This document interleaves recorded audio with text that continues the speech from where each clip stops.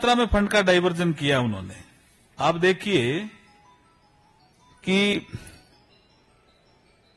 SC SP और TSP इन दोनों के लिए 39,121 करोड़ जो पैसा था, उसमें से 14,730.53 करोड़ रुपए की राशि जो एससी एसटी के लिए था, कल्याण के लिए, वहां से डाइवर्जन किया 14,730 करोड़ का। और वो जो कांग्रेस ने वहां गारंटी दी कि हम बिजली का बिल माफ करेंगे या जो भी गारंटी दी, उसमें खर्च कर रहे हैं। ये खुला उल्लंघन है संविधान का। नमस्कार। हम लोग के बीच में आज बहुत ही इंपॉर्टेंट इशू लेके यूनियन हमारे लॉ मिनिस्टर साहब आए हुए हैं, मेघवाल जी, और एक बहुत ही सीरियस इशू है ये, जिसको डिटेल में आप लोगों के साथ हम लोग को रखना था। इसलिए सर उसको डिटेल में रखेंगे आप लोगों के लिए। सर आपके लिए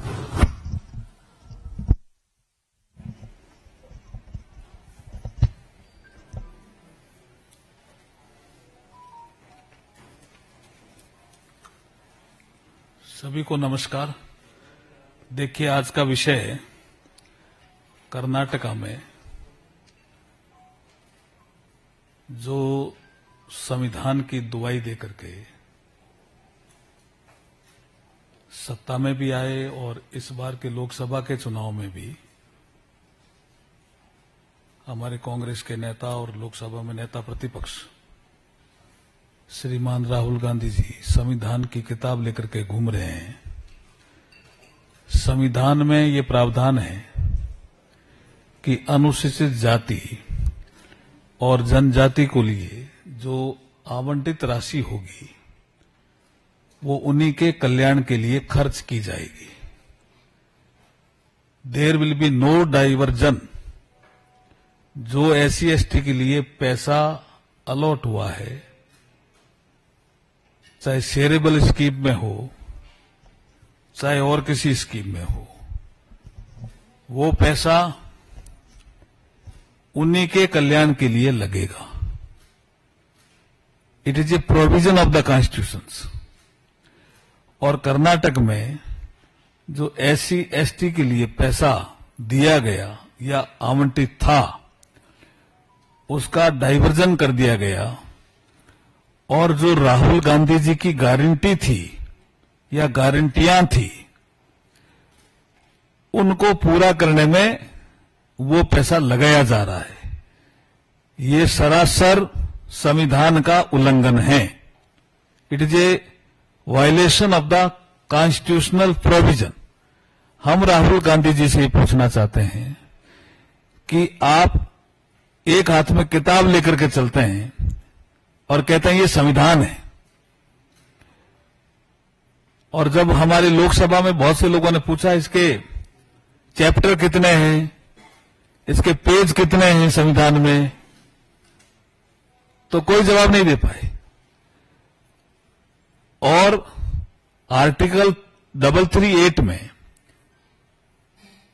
ऐसी कमीशन की व्यवस्था की गई, अनुसूचित जाति राष्ट्रीय आयोग की व्यवस्था की गई है।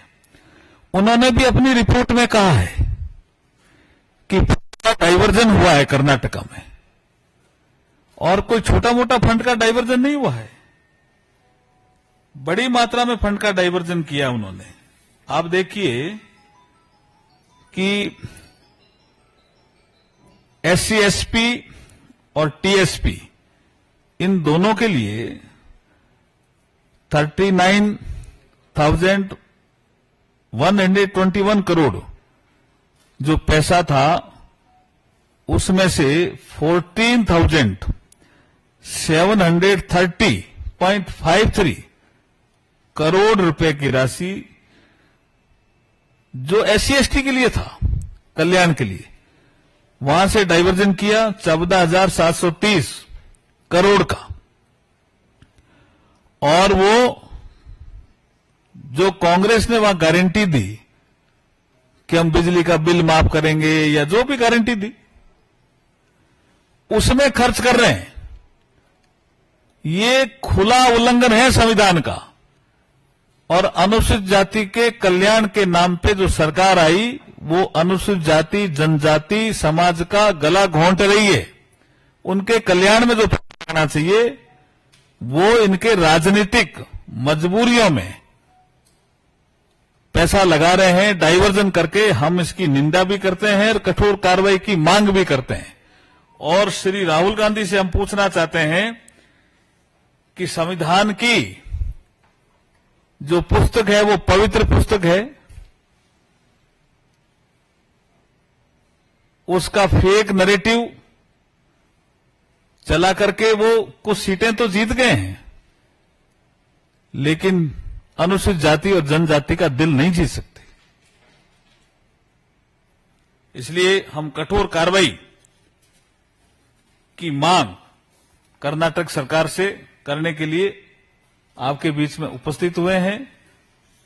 और राहुल गांधी जी, हम स्पष्ट करना चाह रहे हैं कि ये आपका जो दोहरा चरित्र है वो जनता देख रही है।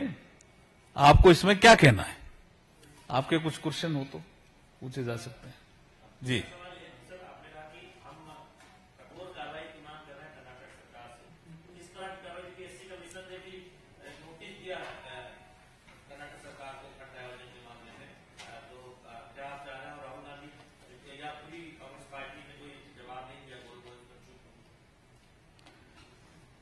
देखिए, जब वित्तीय अनियमितताएं होती है तो संविधान में ही प्रावधान है और कर्नाटक सरकार को एज पर कॉन्स्टिट्यूशन कार्रवाई करनी चाहिए।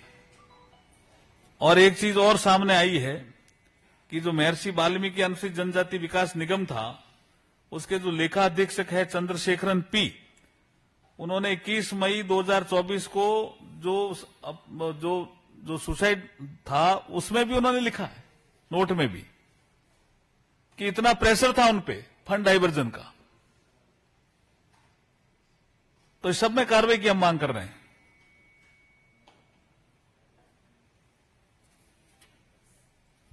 Any question?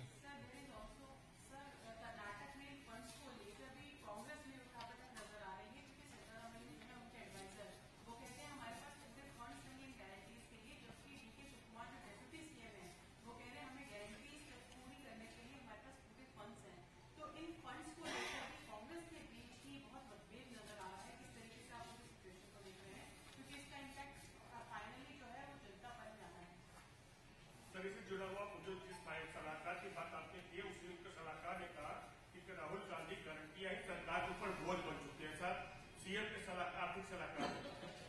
आप दोनों के प्रश्न भी बहुत शानदार हैं।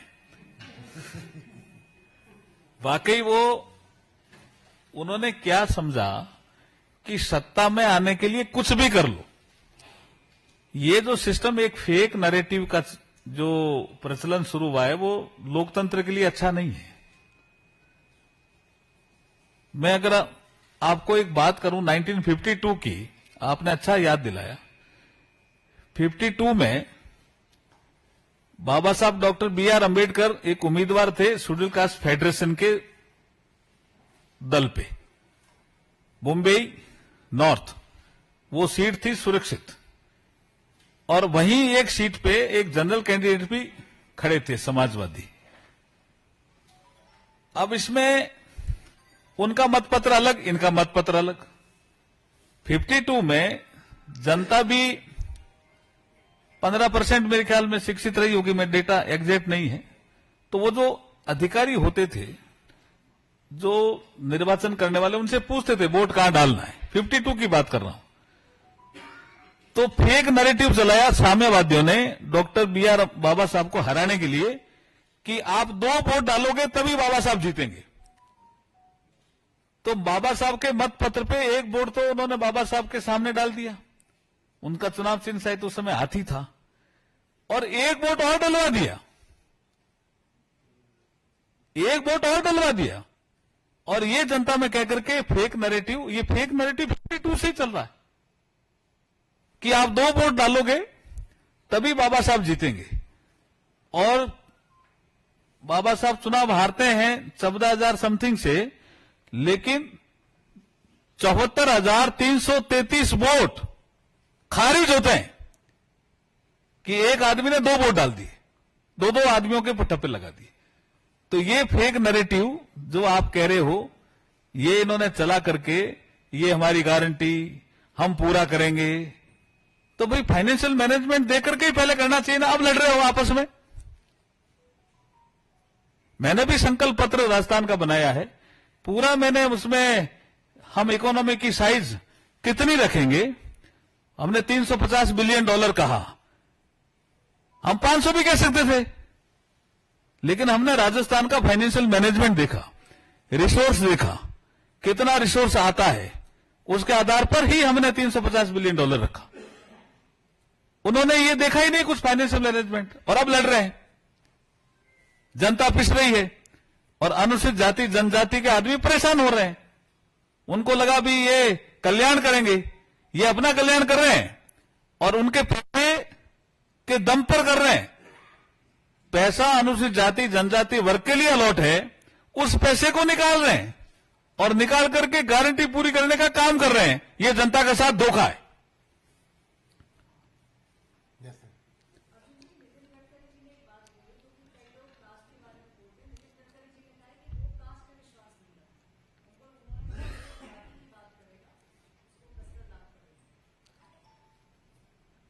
नहीं, क्या काम, मुझे जानकारी नहीं है, क्या बोले ये? अभी sir is not aware of it, so next question. आप देश के कानून मंत्री भी है, आजकल के बहुत ज्यादा चर्चा में मुद्दा चल रहा है। विश्व हिंदू परिषद ने मांग की है कि समान नागरिक संहिता सभी को लागू करनी चाहिए और साथ ही साथ एक समान जनसंख्या नीति जिसमें सिर्फ 2 बच्चों का कानून हो और वो सभी धर्मों के लोगों पर लागू। इस पे आपकी क्या है? पाठक जी, आप तो बहुत पुराने आदमी हो। कॉन्स्टिट्यूंट असेंबली की डिबेट देखो, उस समय ही आप बाबा साहब बी आर अम्बेडकर साहब को याद कर लो ना। यहां उन्होंने कहा प्रॉपर्टी एक्ट लागू नहीं है क्या, सीआरपीसी लागू नहीं है क्या, उस समय भी डिबेट थी।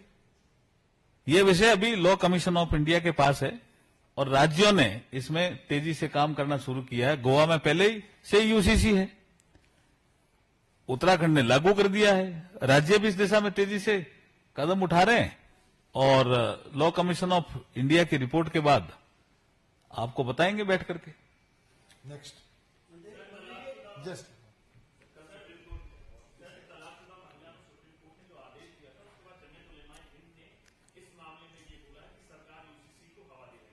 देखिए, सुप्रीम कोर्ट के आदेश का सम्मान करना चाहिए।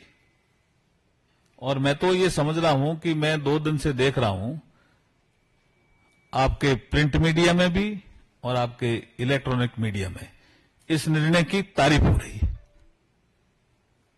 जो पैसा है, जिस पैसे की आप बात कर रहे हैं, इसमें सेंट्रल गवर्नमेंट का क्या स्टेक है? मतलब कितना हिस्सा जो अनुदान में जाता होगा? सेंट्रल गवर्नमेंट का पैसा है, तभी तो ऐसी कमीशन ने पॉइंट आउट किया है।